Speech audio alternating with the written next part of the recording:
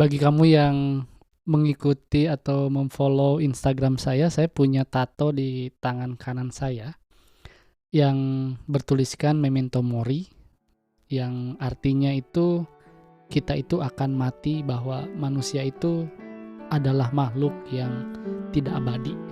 Selamat datang di Siniar Bahagia ala Stoik, menciptakan pendapat untuk bahagia.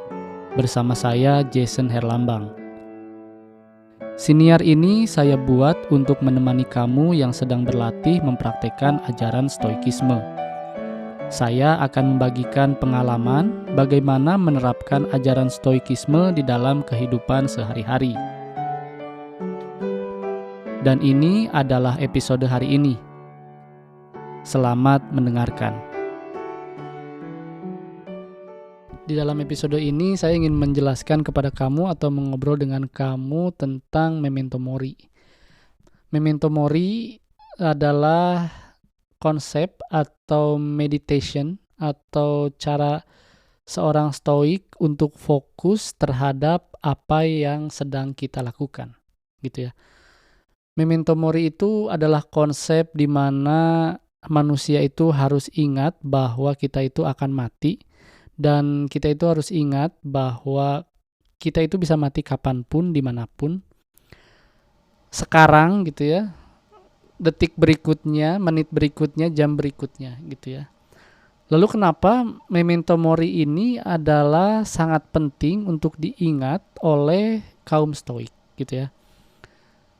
Kaum Stoik itu dikenal oleh orang-orang sebagai orang yang bisa fokus terhadap apa yang kita lakukan sekarang gitu ya, atau bisa dibilang Stoik itu terkenal dengan cara mereka being present gitu ya. Nah, salah satunya yaitu Memento Mori gitu ya, Memento Mori. Kita itu we can die right here right now, tetapi yang membedakannya itu adalah apa yang kita lakukan, apa yang kita pikirkan, apa yang kita bicarakan. Itu adalah salah satu tulisan yang ditulis oleh Marcus Aurelius dalam bukunya Meditation gitu ya. Kita itu akan mati gitu, tetapi yang membedakan itu apa yang kita lakukan sebelum mati gitu ya. Apakah kita melakukan hal yang baik? Apakah kita melakukan hal-hal yang seharusnya kita lakukan? Apakah kita melakukan yang tidak ingin kita lakukan atau melakukan yang kita ingin lakukan? Kayak gitu ya. Jadi kita itu harus menggunakan Memento Mori sebagai cara kita untuk fokus terhadap apa yang harus kita lakukan. Gitu ya. Tentu saja sebagai seorang stoik, kita memiliki virtue atau keutamaan dalam melakukan hal apapun gitu ya, menggunakan 4 keutamaan yang selalu saya jelaskan gitu ya. Keberanian, kesederhanaan atau keugaharian atau pengendalian diri atau disiplin, keadilan dan juga kebijaksanaan gitu ya.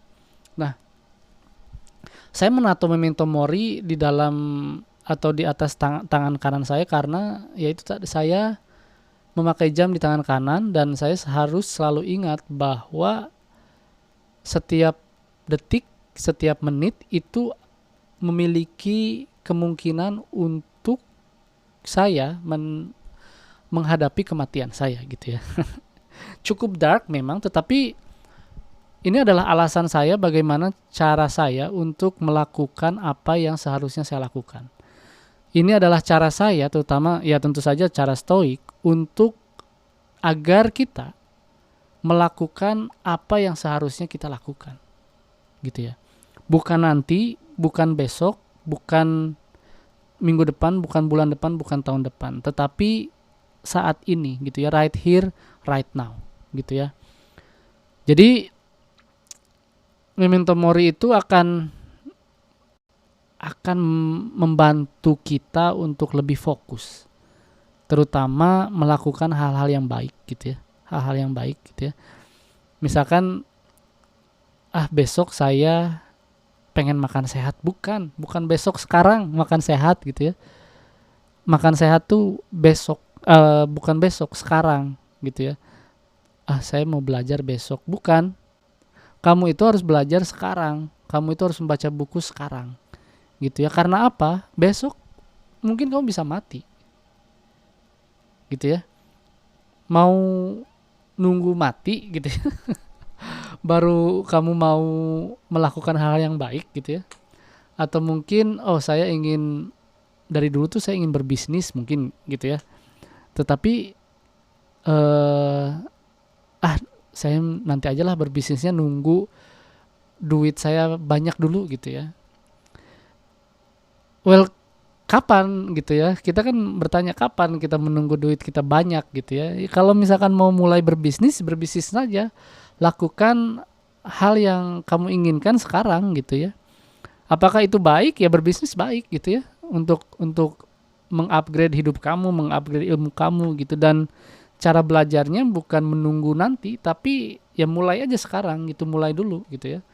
Commit first, figure it out later gitu ya. Jadi commit aja dulu, nanti juga kamu bisa belajar dengan sendirinya bagaimana cara menghadapi kesulitan itu gitu ya. Dan ya mungkin juga ya, mungkin gitu ya, ketika kita belajar untuk mempraktekkan stoik dan kita sudah memaknai arti memento mori gitu ya, dan kita sudah mempersiapkan diri kita untuk meninggalkan dunia ini, yang lebih sulit itu adalah membayangkan orang-orang yang kita cintai itu pergi gitu ya. Nah, memento mori ini juga mengingatkan kita bahwa orang-orang yang kita cintai, orang-orang yang berada di sekitar kita ini akan pergi seiring dengan berjalannya waktu gitu ya. Baik itu diambil oleh Yang Maha Kuasa atau mungkin juga diambil oleh orang lain gitu ya, kita tidak tahu gitu ya. Nah, maka dari itu konsep memento mori ini adalah agar kita tidak terlalu attach, tidak terlalu melekat dengan orang-orang yang kita cintai gitu ya. Bukan berarti kita harus tidak mencintai mereka, bukan, tetapi bagaimana caranya kita menjadi orang yang tahu bahwa mencintai seseorang itu bukan menunggu nanti ketika keadaannya memungkinkan gitu ya. Mencintai seseorang yang kamu cintai itu seharusnya kamu lakukan sekarang gitu ya. Karena sebagai seorang stoik kamu harus tahu ketika kamu ingin mencintai seseorang itu nanti, maka kita tidak tahu, mungkin saja orang yang kamu pikir kamu cintai itu akan pergi gitu ya, dan akan diambil oleh Yang Maha Kuasa gitu ya. Jadi secara tidak langsung juga kita harus mempersiapkan diri kita agar kita tidak sedih ketika orang yang kita cintai itu meninggalkan kita gitu ya. Dan kenapa saya mengobrol tentang memento mori gitu ya? Saya sudah tahu konsep memento mori itu apa.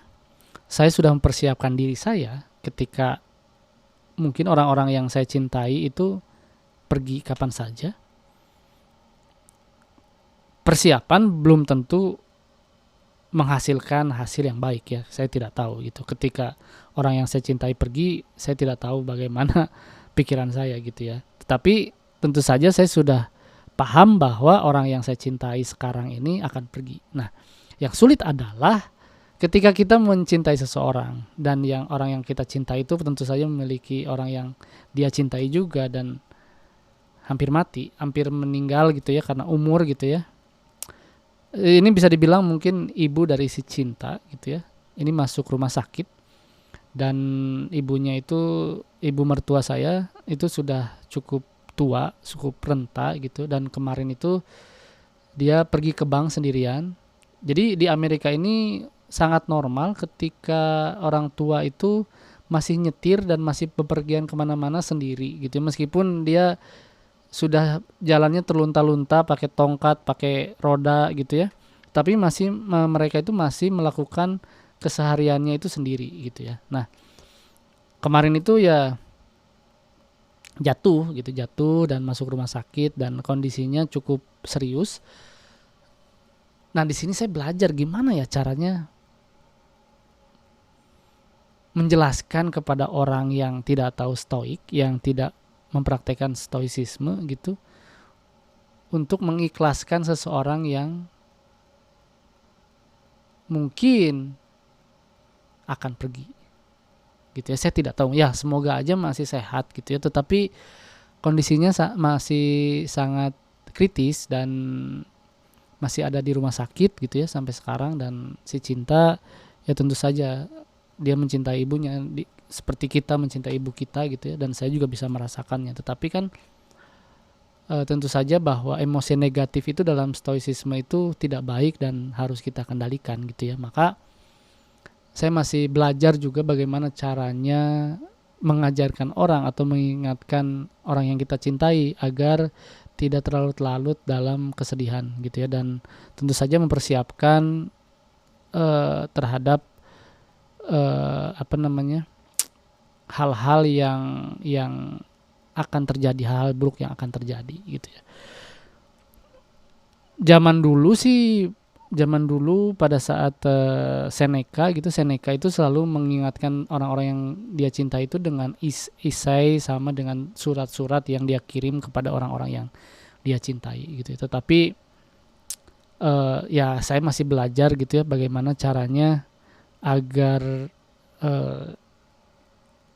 mungkin nanti gitu ya, karena grieving ini, ditinggalkan seorang yang kita cintai ini sangat sulit untuk diobati ya, gitu ya. Ya mungkin ada 5 langkah kalau nggak salah untuk menghadapi grieving. Saya belum baca bukunya, tetapi this is so hard gitu ya buat saya gitu ya. Meskipun saya sudah mempersiapkan diri saya, tetapi bagaimana cara mengajarkan orang itu sangat sulit gitu ya, karena ditinggalkan oleh orang yang kita cintai itu sulit gitu ya. Kenapa saya bilang begini ya, karena memang kematian itu adalah keniscayaan gitu ya, dan makanya kita mengenal dengan konsep memento mori gitu ya. Dan ya saya berdoa semoga orang tua atau ibu mertua saya sehat, tetapi kan iya yang tadi saya bilang itu, kematian itu adalah sebuah keniscayaan gitu ya. Jadi semoga kamu bisa mencintai orang-orang yang kamu cintai semaksimal mungkin dengan cara yang baik gitu ya. Dan tentu saja saya berharap kamu bisa mempersiapkan diri kamu ketika nantinya kamu ditinggalkan oleh orang yang kamu cintai gitu ya. Demikian episode kali ini, sampai jumpa di episode minggu depan. Terima kasih telah mendengarkan episode hari ini. Jangan lupa ikuti Siniar Bahagia ala Stoik di Spotify dan nyalakan loncengnya agar tidak ketinggalan setiap episode yang saya buat. Saya juga membuka keanggotaan dengan cukup membayar $3 Amerika atau sekitar Rp45.000 setiap bulan. Dan kamu bisa mendengarkan episode Memaknai Hidup Bahagia ala Stoik yang berisi cerita saya selama seminggu dari jurnal pribadi saya. Jangan lupa juga untuk ikuti dan berlangganan @bahagia_ala_stoik di semua kanal media sosial, TikTok, Instagram, dan YouTube. Sekali lagi saya ucapkan terima kasih, sampai jumpa di episode berikutnya.